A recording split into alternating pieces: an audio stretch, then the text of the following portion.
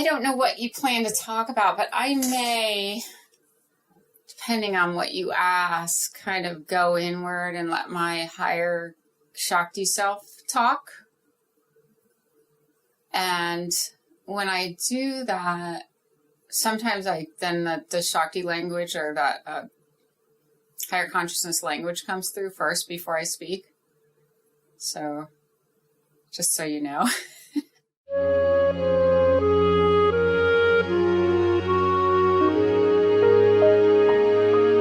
Hello guys, I'm Cris Saur. Welcome to another episode of Quest for Beauty.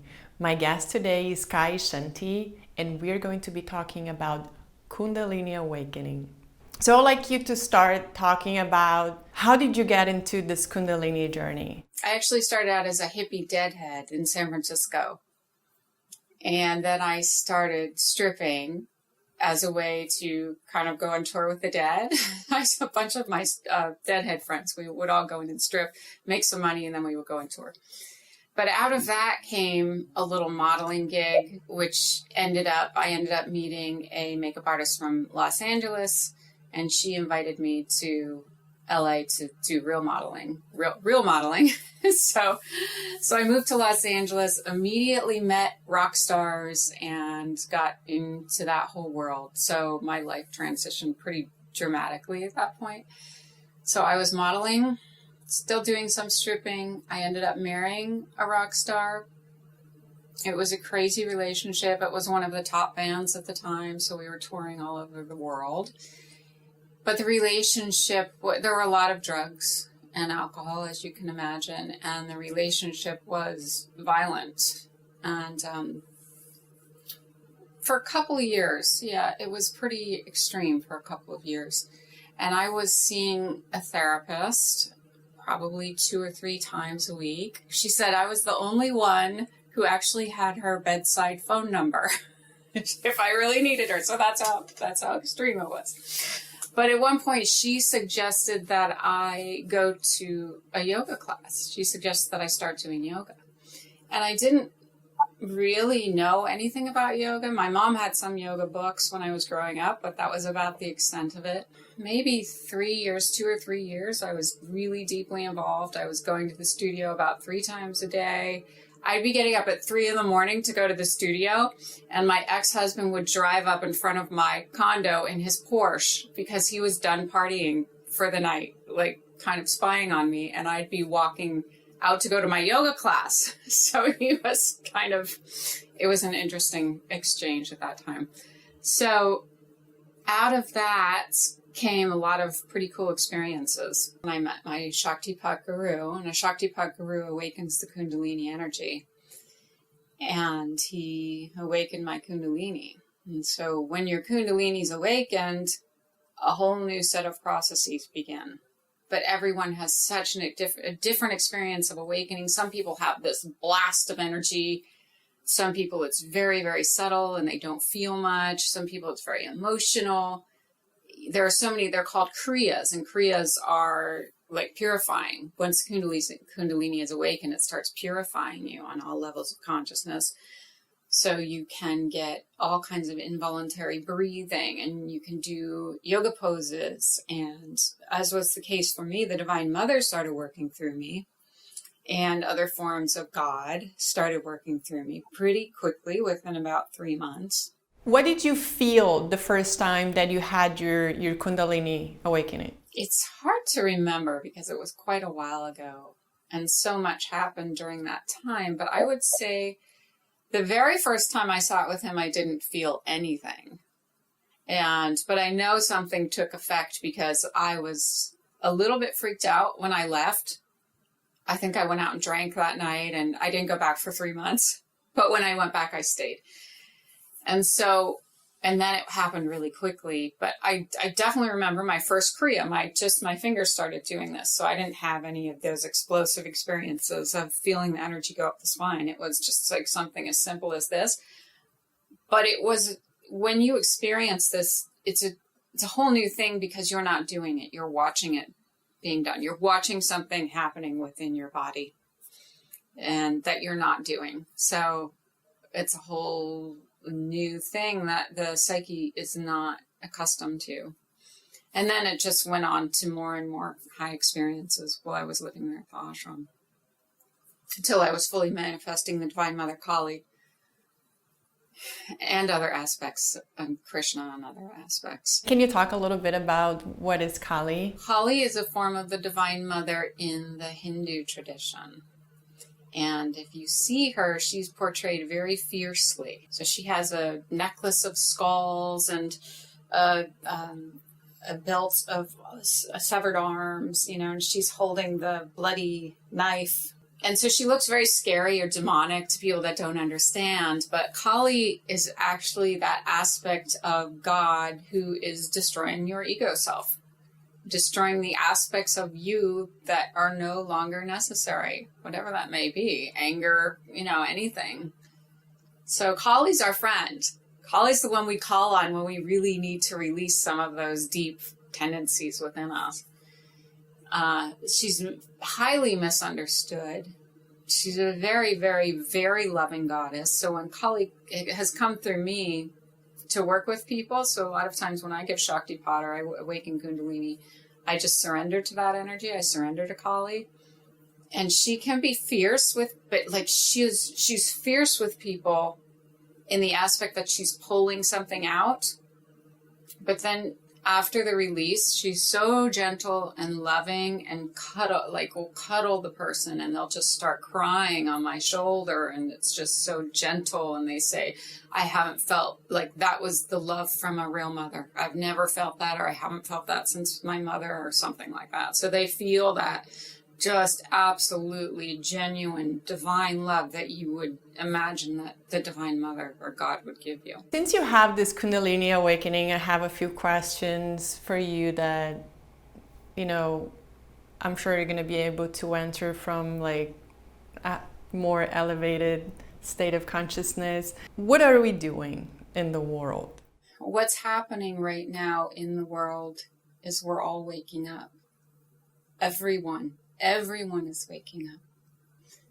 The earth is powerfully manifesting this energy that's allowing us all to see something on a deeper level. So the awakening that's happening is allowing us all to purge, really, to purge our inner stuff. And all our inner stuff is old stuff. It doesn't even need to be seen as anything devilish or evil. It's just old stuff. It's just old stuff. And we need to purge it. We need to release it. And the easier we let it go, the easier the process is going to be. I think as we're seeing and people are experiencing, if we're trying to hang on, not let go, be in the ways of the past, it's going to feel like something's being yanked away from us. But when we recognize the depth of the work that's being done right now, it's just so deep. It's so beautifully deep. It's just emerging in such a divine, beautiful way. We can't possibly hold on to the old stuff because we see the new. We see the bright. We see the awareness that's emerging. And so right now we're really in the depth. We're in the depth of it. We're right in the depth of it. And these are the things, these are the occasions that are bringing us to the light. The work that you're doing, the work that we're doing, this is what's bringing us to the light. This is what is giving people a path out of the darkness. This is what is allowing people to see that there is a light at the end of the tunnel. Sometimes it's hard to let go of the old. Do you think that has to do with the programs that we have in our minds? It's like we're programmed, right, to believe in certain things and to not believe in other things. And so do you think that has anything to do with the program? Well, I think it is the program. I think that the consciousness that we're stepping into cannot be a part of a program anymore. It's a new paradigm. It's a new way of being. It's a new way of living. So the having trouble releasing or the having trouble letting go is a part of the program. Like we've been programmed to hold on to these things, to value certain things, to know certain things. But where we're going, we have to let go of all of that. We have to let go of it all. And so the beauty of an awakening experience is the programs just start to kind of release, because we start to see that they don't have the hold that they used to have. We can see it as a program. Like, once we see it as a program, it doesn't have the hold it used to have. We know that we're all one thing, and we're all part of the same love and, beautiful consciousness. So where does the separation come from? We're coming from that source energy, right? We're coming from that divine energy. We're coming from that truth. We're coming from that beingness, that all-knowingness, that divinity. So in the separation of consciousness to become a willful being, we've chosen to become a willful being. It's like the waves, the waves are the waves separate from the ocean. They can't ever really be separate from the ocean. They can believe they're separate from the ocean, but they can't really be separate from the ocean. They're just going to dissolve right back into the ocean. So is our separation even real? That's the big question, right? That's the non-dual perspective as opposed to the tantric perspective. Are we really separate? Or are we really one with all things? So we believe that we're separate when we become willful, when we come into this consciousness of being here on this earth plane. We believe that we're separate. We believe that we have a separate will. We believe that we have a separate identity, so that we can be who we are, so that we can be this being that we came here to experience. Because how would we experience this being that we came here to experience if we were still completely in the oneness and in the truth and in the divinity? There wouldn't be anything to experience in that way.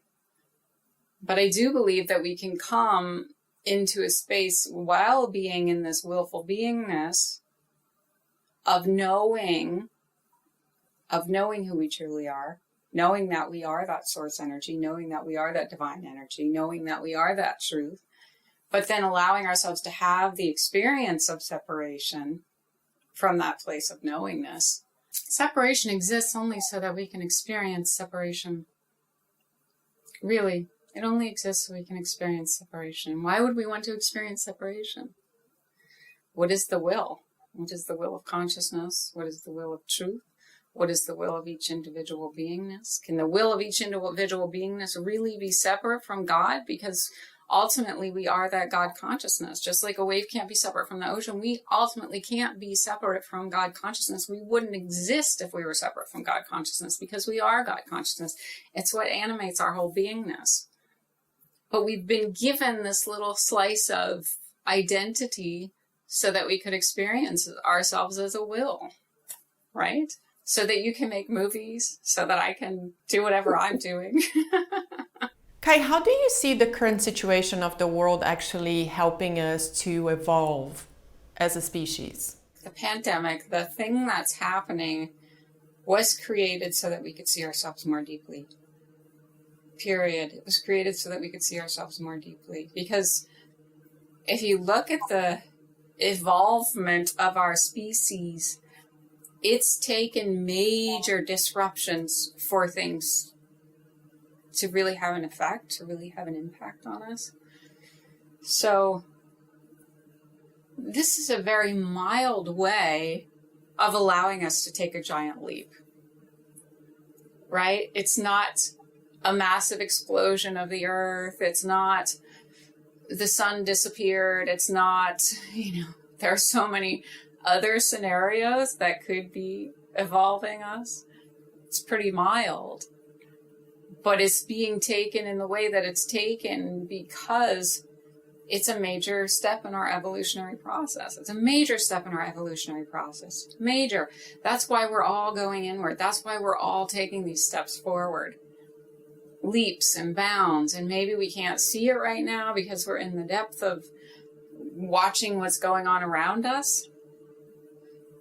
But if we take a step out of watching what's going on around us and go, wow, this is huge, and seeing the leaps and bounds of humanity right now, it was planned. It was planned.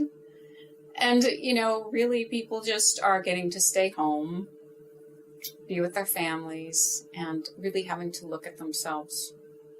So it's not like we're under fire, you know, it's not like we're in a deep war. We're really just having to stay home and look at ourselves. And that is what people have been avoiding forever. No one ever just wants to sit quietly and look at themselves.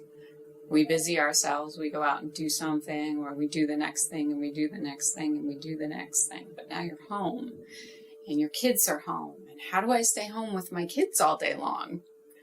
How do I deal with that? How do I make food every day? How do I make dinner every day and not have to go to a restaurant all the time? How do I just be with myself?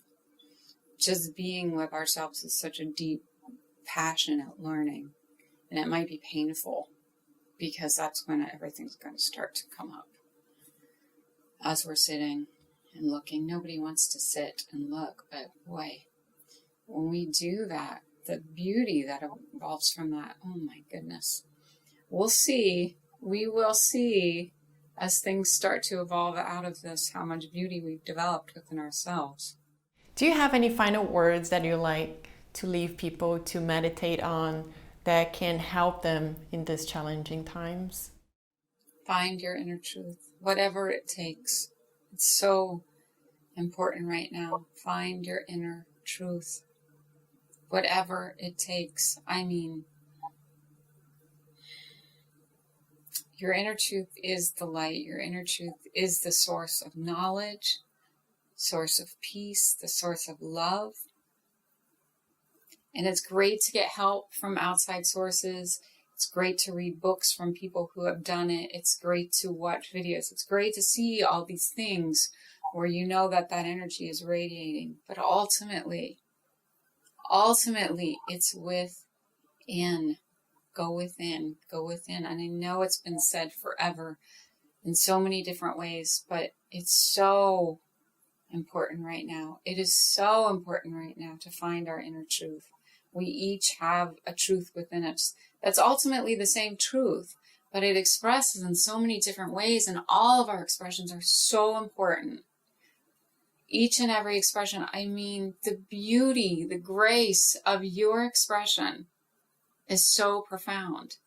If you just take in the beauty and the grace of your expression, and if each of us did that, if each of us went inward and found our inner truth and allowed that to express and explore that and became that, that's it. Then we're like this rainbow where we each have our bright, beautiful color of grace interweaving and flowing throughout the world. It's just this gorgeous light of divinity, and then it all comes together as one. So go inward and find your truth. Kai, thank you so much. That was beautiful. Thank you for your work. Thank you for being so inspiring and for the beautiful work that you do. And please continue to shine brighter and brighter and inspiring so many people. Guys, make sure you check Kai's YouTube out. I'm gonna leave her link down below. She has a beautiful YouTube channel and she talks about Kundalini. She has new guests every week. And if you like the episode, give it a like, subscribe, and I'll see you next time.